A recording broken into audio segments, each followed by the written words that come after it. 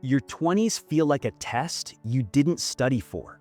Everyone around you seems to know what they're doing, landing jobs, traveling, falling in love, while you're stuck wondering if you're already falling behind.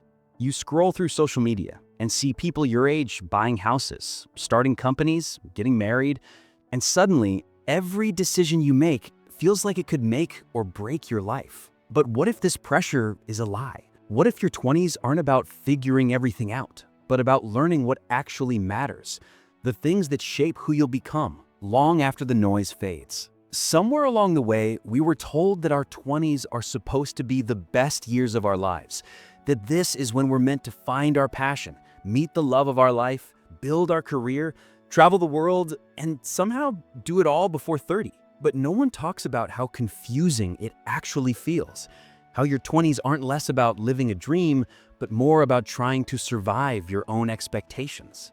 You wake up one day realizing that adulthood isn't what you imagined. You thought you'd have clarity, but instead you have questions, endless ones. Am I wasting my time? Should I change careers? Why do I still feel behind? Here's the truth most people don't want to admit. No one has it figured out in their 20s, not even the people who look like they do.